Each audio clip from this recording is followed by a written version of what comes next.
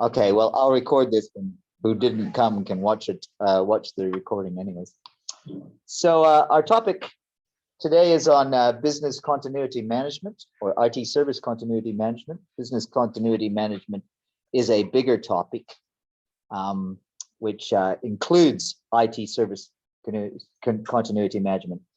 When we say continuity management, what we mean is, how do we keep the service running when there's problems, and particularly, like, for example, if there was a disaster or something like that, how would we keep it running? Now, there are, in some of these slides, there are some notes that you should look at. I'll just quickly see if we can sort of see some of those. Where there's notes, you should check those out yourself, because I probably won't go over them in much detail in the class. Let's see, well, maybe there aren't. I thought I saw some notes when I was reviewing this morning. In fact, I'm pretty sure I did that. Look, I'm not seeing any now. My apologies for this. Where are they? Oh, we got like 45 slides. But you kind of, maybe there aren't any notes. Okay. All right. Thought there were. All right, so it looks like there aren't any notes. We'll just go ahead and do it in full screen.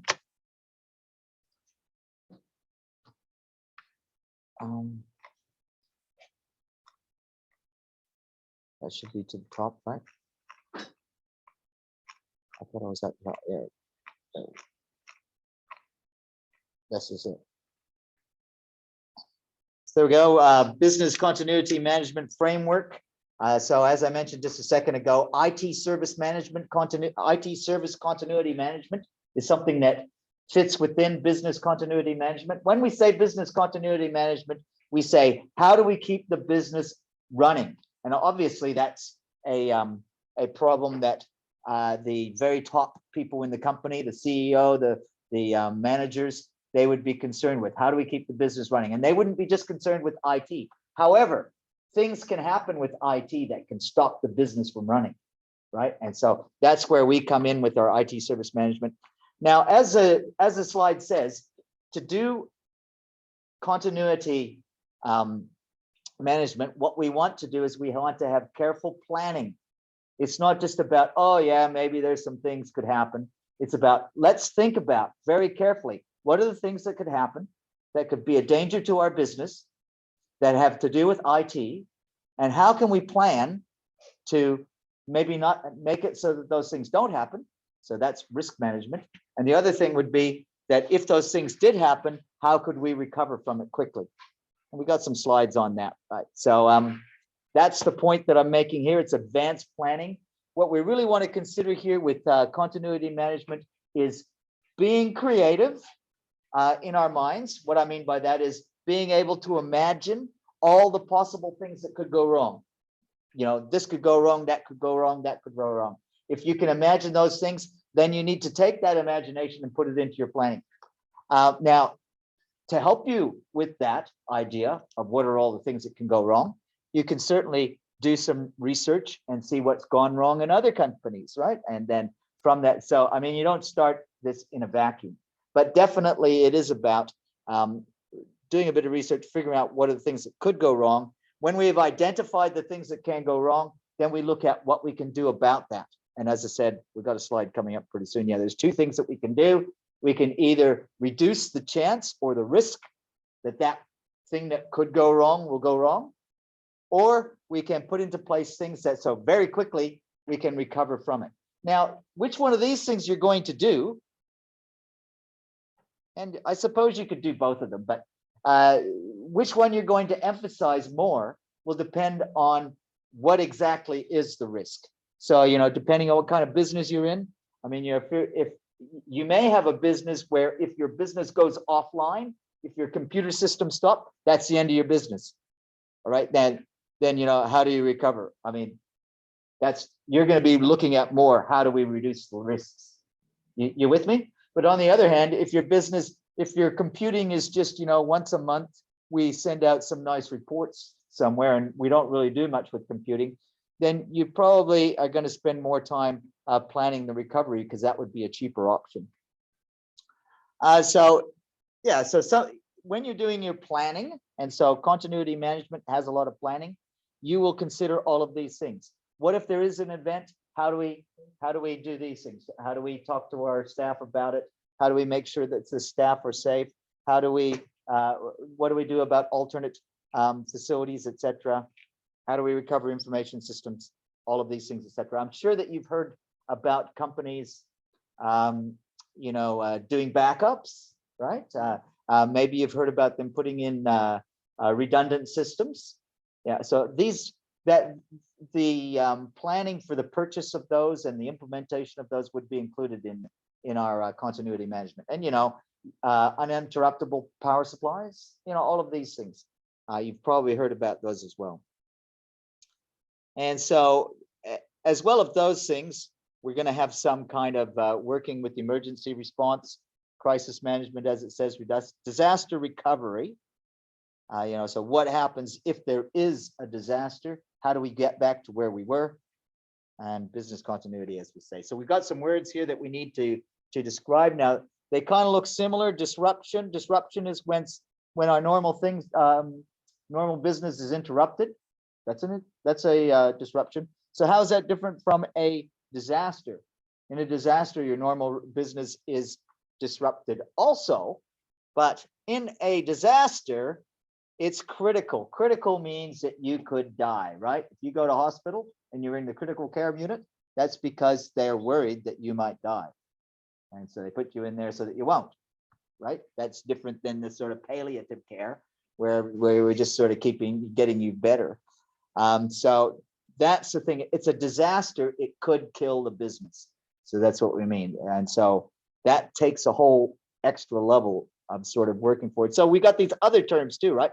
So these kind of go together. We got an incident management plan, incident management. So how do we sort of deal with these short-term interruptions? That's going to be in our incident management plan. On the other hand, we're going to have a disaster recovery plan, which is going to be how do we get back from these terrible things that could kill our business.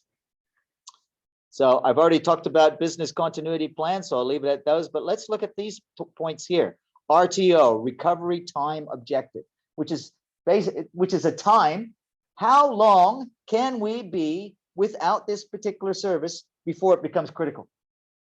That's our recovery time objective. Now we've got another one there that looks similar. It's RPO instead of RTO, RPO. So recovery point objective, which is how much of our data, service, whatever it is that's being provided, how much of that can we lose before it becomes critical to the point where our business is going to work, and manage maximum tolerable outage is kind of that type of thing. What is the maximum amount of time that we can survive without that system? The Venn diagram, I'm sure that you've seen Venn diagrams since you're sort of in high school or primary school, maybe even. The idea of this is what you see is the IT service continuity management is well and truly inside the realm of business continuity management. So in other words, business continuity management is going to be concerned with IT service continuity management, but it's going to be concerned with some other things as well. Because there's other things that could kill a business, I suppose, then besides its IT, right? If they didn't have their capital plan in place, and so they had to borrow money and they weren't able to because no bank would lend them any money. That could kill a business, and it's nothing to do with IT. But so that would be something that they would be looking at out here in the yellow area. And the business objectives is broader than that still. It's just, well, where do we want to go over time, etc. So again, our business continuity management is going to be all about planning.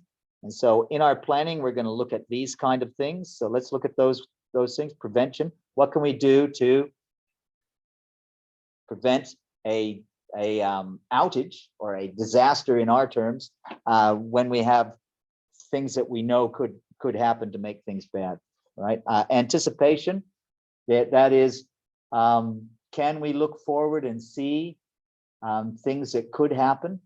And that's that imagination that I was telling you about, right? Can you imagine something in the future that could happen so that we can then start planning? Mitigation means that, okay, we know that something is bad's happened. How do we make it less bad? Mitigation is making a bad thing less bad. Alaikum salam.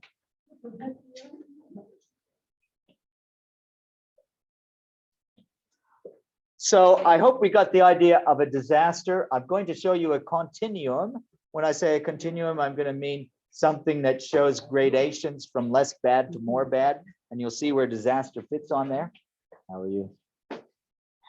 And disaster, yeah, we get the idea that I hope that this is something particularly bad and does affect the viability or the ability for the business to keep alive. And how that's described here is as lost revenues, expenses, customer service problems. But the thing is, it's not, these things could just be a disruption. But in the case of a disaster, these things are to the level where they could be critical to the business. And look at the types of things that could cause a disaster. You could have a natural disaster, right? You have a hurricane or a tsunami or something. You could have technical failures, power outs, malicious acts, an attack on a building. Now, because we live in such a peaceful place here in Qatar, these things might seem far-fetched, but in fact, businesses do plan for those things. I used to work in Telecom Australia, and I was lucky there that I was able to sort of tour the IT. What would you call them? We had bunkers actually. And what I mean by that, so in Melbourne and Sydney, they used to run the mainframe computers for the telephone thing. So, it was all replicated. So I mean, in one site in Brisbane, in Sydney, they had a big building with with a bunch of computers in it, and then there was another site, sort of on the other side of town, which was doing exactly the same thing. It was that level of redundancy. And what was on those buildings? I went and visited those buildings. To get into the building, you had to have somebody in that building give you a personal invitation to show to the security guard. Wouldn't matter if you were the CEO of the company. You can't get in unless somebody said, "Come now." And so I had to have an invitation to get in there. And I go into this building, about as big as this building, except it's sort of full of computers, mainframe computers. And there's like 5 people in there, right? It's mostly computers and a few people. But the building, when you draw, I knew where the building was because I've been there many times, but there's no signs on the building. So you can't tell it's a Telecom Australia building, right? It just looks like a building, right? It's no windows. It's just this weird thing, right? And it was sort of not a high rise because it was built into the ground. And so there's just this little thing out there. I mean, you just look at it and say, oh, maybe that's a water reservoir or something. No, it was our mainframe computer systems and hardened sort of concrete like this wide. And they had big bollards, to stop in case there was a truck tried to go in there with a bomb. I mean, this is Australia, right? I mean, I'm not talking about a place that's having a war. There hasn't been a war in Australia ever, as far as I know. So that's not a common thing. But they had this building very hardened, very camouflaged, very hard to get in there because that was their business, right? And it was a government business, and they wanted to make sure that they were safe. So I was quite impressed by that. So here's 3 different types of disasters, and we've categorized them by what is removed or what is lost to your business by this particular type of disaster. And they're pretty easy to see the categorizations, right? So you could have a situation where the infrastructure is gone, but the people are okay. And that would be what? Well, if you had the power grid, maybe if you had a fire, well, the people could be lost if you had a fire or a natural disaster or a terror attack or a typhoon, but this would be the case where you got warning, right? You saw there was a fire and everybody got out, but problem is it destroyed the computers. All right, so that would be the case. There was a natural disaster, but you knew it was coming because you saw it on the weather report, right? And so you just sent a message to all your people, don't come. And then, boom, there goes the hurricane or whatever and takes out your building. A terror attack that you got notice of. Okay, so that would be the infrastructure is gone, but the people are okay. What about if the infrastructure is okay, but the people are gone? Well, we almost had that, right? I mean, that's, everybody turns up with COVID. They can't go to work. They're all stuck in quarantine somewhere, right? They haven't died, but they can't come to work. And maybe it could be a worse disease than that. So maybe there would be a hazardous waste situation, similar, right? Some kind of thing, or maybe there would be some other. I guess this is kind of like a hostage, obviously. Well, what about if the people are gone and the infrastructure is gone? If you had a sudden natural disaster, like you had a tsunami that sort of washed over the building and the people went and the equipment went. Now, I gave you that example of what was happening in Telecom Australia. What they were trying to do is avoid all these things or have some kind of backup. So even if you had the worst case scenario, and I think this one over here on the right is worst case scenario, right? The people are gone and the building is gone. The infrastructure is gone. So what did they have in Telecom Australia? They had another building doing the same thing on the other side of town. And it was totally redundant. And they also had it again in Melbourne. The Melbourne was totally redundant of the Sydney. Everything that was on the Sydney was the Melbourne ones. And so that was there. And you know what? They never had a natural disaster that I know of. And so think of the money that they spent on that, to have those systems running all that redundancy. But, people were able to use the phone all the time. And I also don't ever remember a time in Australia where we weren't able to use the phone. So here's some examples. Oh, by the way, I think what happens in Australia and some countries like that is the defense forces actually use the phone network. And so because of that, it has to be solid. Yeah, so I'm not going to go through all of those. They're in alphabetical order. There's all kinds of disasters that could happen. And so, like I said at the start, use your imagination. What terrible things could happen? Then once we've thought about that, I suppose you can apply some likelihood to them, and then you can apply some money to offsetting them, right? To reducing the risk, or else increasing the speed of the recovery. Now, here's the continuum that I wanted to talk about. I thought this is kind of nice one. Right, so what we see there very clearly is the difference between incident management, which you're familiar with. Incidents come all the time in our business, right? Those are what we're doing with our ticketing system.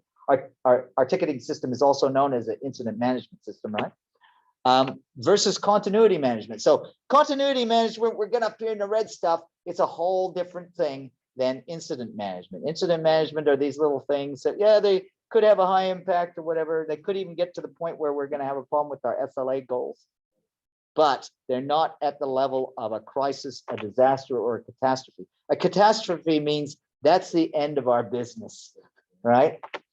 Disaster means it could be.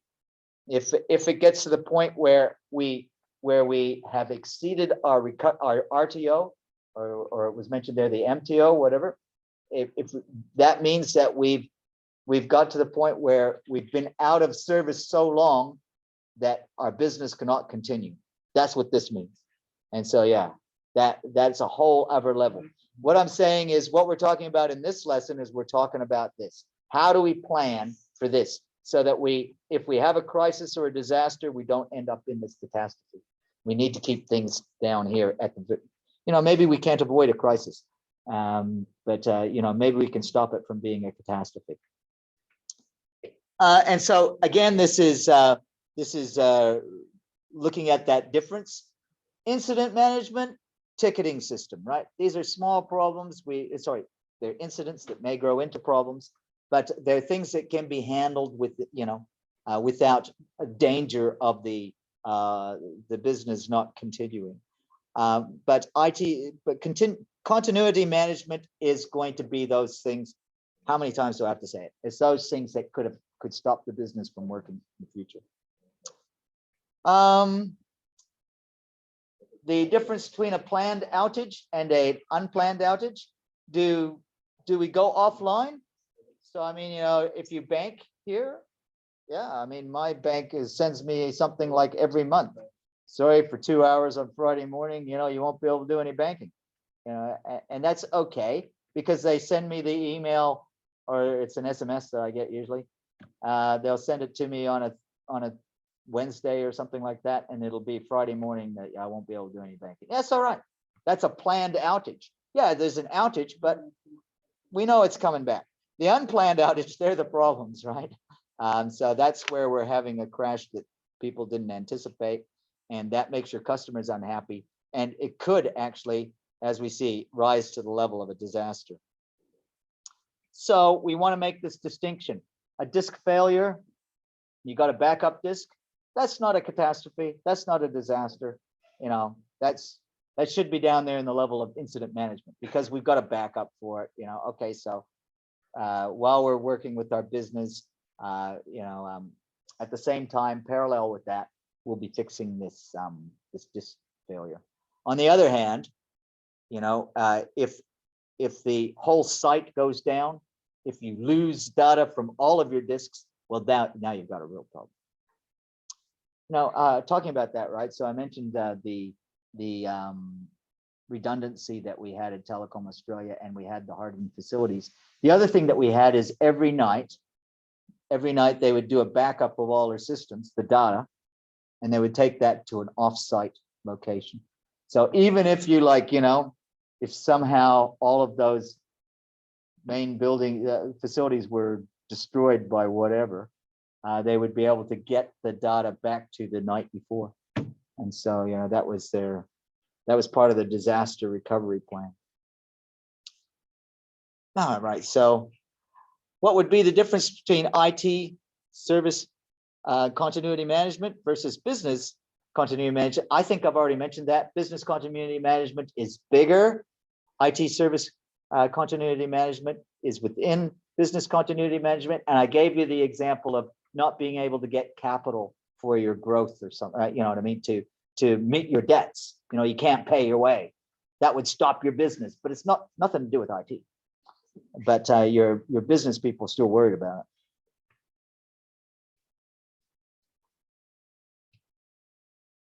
All right, so as it says, ITSM is just one part of that. I hope this is obvious too.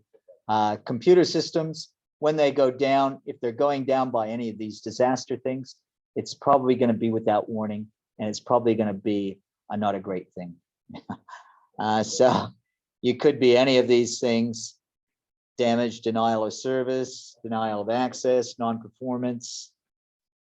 I mean, it could be, it could be somebody did do a sabotage within the company. That's not so often.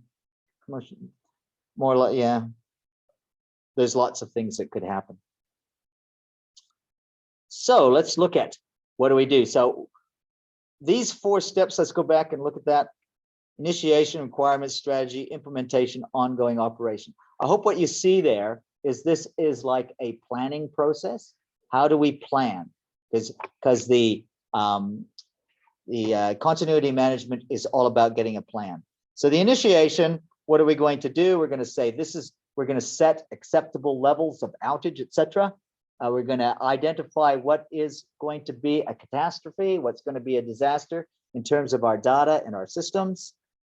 So all of that, and we're going to define some way of measuring all of that.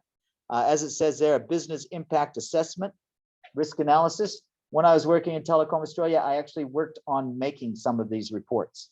And what it was about dollars. Business impact assessment would be, okay, so what would happen to your business if these things went out? Oh, well, this would, this is how much revenue we would lose. We would look at the point of where we're getting to a tipping point where we've got a big problem. And then we would look at that money and we'd say, well, how much should we do to make sure that doesn't happen? And then that's got a dollar value on it. And so then we'll implement that by putting in systems in place to reduce that risk.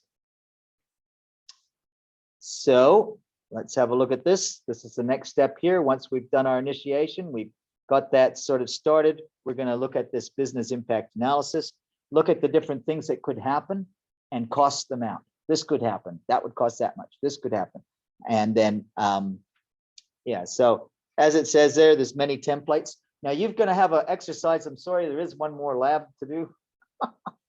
And I have put the lab there for you to download.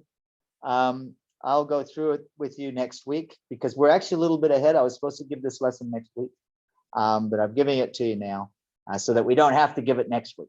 All right, but next week we can look at this. We will have time to do that. You'll see there's some spreadsheets, which would be the as it refers to here, a template, and we'll be able to just fill in those spreadsheets and look at how we could do our business impact analysis. So I hope it would be obvious to you why we would separate these types of systems. So your critical systems, again, critical, we're talking about life support. You know, is it life-threatening? I don't mean life-threatening for people. It might be, but life-threatening for the business, right? Will the business be able to continue if these systems are out? And there's some systems that if they go out, the business cannot continue. On the other hand, there's other systems, if they, for whatever reason, are out, the business will still be able to continue, right? Your libraries, you know, these types of things. We can probably go for a few days or months or whatever without those until we get them going again. On the other hand, core business functions, customer relations, accounting, if those things go down, we've got a big problem, and it could threaten the business completely. Recovery time objective, I already mentioned that. How long can we be without the service before we get to that point where it's critical? So we're putting a time on it. How long until it becomes critical? And then how do we treat that? Do we look at reduction? Reduction is reduce the risk. If we're focusing on reduction, it means that we have analyzed this and we've said, look, we really can't afford to, to be without it. Our RTO is so short that we just have to keep these systems going. And so what we're going to do is we're going to focus on making sure that they keep going. We're going to reduce the risk. So that's reduction. On the other hand, if we realize that, well, we do have a long time for, we can be a couple of weeks without this particular service, well, then we can look at recovery instead of risk reduction, because risk reduction is typically going to include a lot of redundancy, and that's expensive. So yeah, I hope that makes sense to you, right? So yeah, how do we do an impact analysis? Gather some information, identify the times, RTOs, identify how much data, how much service we can be without, how much data we can be without, and how long we can be without it. The RTO is how long, the RPO is how much, not just data, but services. Then, as it says there, develop some kind of workaround in case there is that disruption. And all of these things would be costed out. Okay, so the risk assessment, common thing in business. Again, that's going to be something that you're going to cost. You're going to look at how likely something is to happen, and then how big an impact it would have if it did happen. How likely, how big an impact. Then you're going to identify who's going to be affected most by that, and you'll come up with some kind of strategy to reduce the risk. Mitigation means to reduce.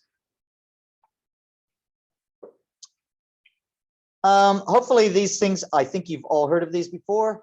Remove single points of failure, that's your redundancy. A comprehensive backup and recovery. We've got some things there about universal, uninterruptible power supply. A rate arrays, that's redundancy. Redundancy, outsourcing, yeah, backup, all of those. Recovery point objective as opposed to recovery time objective. Recovery time objective was how long can we be without? Recovery point objective is how much can we be without? So how much data, how much service can we be without? And so as it says here, recovery time objective, we're going to look at how long it takes to recover. Recovery point objective is, how much of that will it be recovered in that time? Recovery point objective, how old can the data be once it's recovered? Yeah, again. So depending on how, so if you're looking here at this very close to the disaster, that would be like your banks and stuff like that. You can't lose transactions in the banks. On the other hand, you could have some businesses where you could be a whole week without your data. And so you plan for all of that. So you come up with your recovery time objective. Going through that a little bit quickly. Implementation, the next step. All right, so you got a plan. Everything is written down. That's what we mean by fully documented. You have included in that plan what your organization will look at in the event of a disaster. Maybe that'll be different. Maybe you have particular people that do particular things during the disaster, and all of that's included. So you will have to include IT and business have to talk to each other about that. Do some testing. Maybe you could have some, a fire drill is I guess a part of this. What do we do if this happens? What do we do if certain people are not able to be at work? What do we do if certain equipment is not able to work? All of those things. So as it says there, a walkthrough is kind of like that. That's a testing of the plan. Imagine we had this disaster scenario. These are the steps we would take. Let's look what would happen. Then we could have somebody, as it says, from outside come and do an audit on what we're doing in that test. So this full test would be as opposed to a partial test. So a full test could be quite intrusive. I mean, you could have people standing outside a building which is not burning, but we're pretending it's burning, that type of thing. That can be quite intrusive. Or we can do some things which are only partial, where we just select a particular server, or as I say, a particular person or whatever, and we check what would we do if that was not available. Scenarios, this is using your imagination. So the fire is one scenario. Can we do a test? What would we do if there was a terrorist attack? What would we do if there was a hurricane? The things that you think are possible or perhaps even likely, you could do sort of a test for that. I don't think I need to talk about that too much. Okay, ongoing operation. The idea is that people should be aware that you have a continuity plan. And then they should have some training in that. As it says, at regular intervals, we should test it. Kind of like fire alarms, right? It's kind of like fire alarms, but at a sort of a focused on what's going on in the IT. I'm kind of finished there. I'll just leave on that. As I said, I worked in the Telecom Australia for a while. The first building that I worked on was in Brisbane, and on the, I think it was like 12th floor, we had our communication servers. So as I mentioned, all of the main servers with the customer data was all on computers in Sydney and Melbourne. But in Brisbane, the data would be collected from that state and then would be sent by communications servers down to Sydney and Melbourne. Now in that room, I went there and they had a disaster test, and what that was for the for a fire in the server room. So the server room is about as big as this, because I mean this was just a small state operation, and it had 5 or 6 computers in there, mainframe style computers. They were communications computers, and I remember that so clearly because they had on various parts of the walls these equipment that would spray out a gas, and the gas was a freon gas. And when we did the test, there's an alarm that goes burn, burn, burn. And from the time that the alarm goes, you got like 1 minute to get out of the building. because 1 minute later, the door's locked. You better not be in there, right? Because then they puts in this gas, and this gas kills fires, but also kills people. So I remember that. I was thinking, man, I hope I don't break my leg in here when they have a fire. Anyways,